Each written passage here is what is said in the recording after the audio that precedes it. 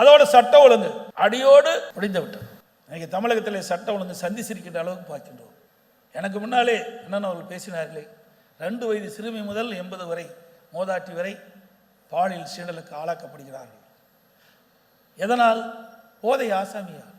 இன்றைக்கு தமிழகத்திலே இந்த ஆட்சி பொறுப்பேற்ற பிறகு 110 டன் கஞ்சாவை கண்டுபிடித்தா சொல்கிறார்கள். 3.6 லட்சம் இந்த போதை மாத்திரைகள் கண்டுபிடித்தா சொல்றாங்க. 6000 கஞ்சா சாக்லேட்டுகள் கண்டுபிடிக்கப்பட்டதா சொல்றாங்க. கண்டுபிடிக்கப்பட்டது மட்டும் இவ்வளவு. அப்படின்னா வெளியில எவ்வளவு விற்பனை ஆயிருக்குன்னு எண்ணி பாருங்க. இன்றைக்கு கல்லூரியில் படிக்கின்ற மாணவர்கள், பள்ளியிலே படிக்கின்ற மாணவர்கள் இந்த கஞ்சா போதைக்கு அடிமையாகி குற்றச்செயலில் ஈடுபட்ட சூழலை தமிழகத்தில் நிலவிக் கொண்டிருக்கின்றன.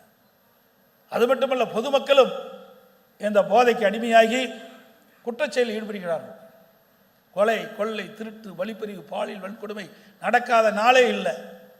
தினந்தோறும் பத்திரிகை ஊடகத்தையும் திறந்தா இந்த செய்தி தான் வருது.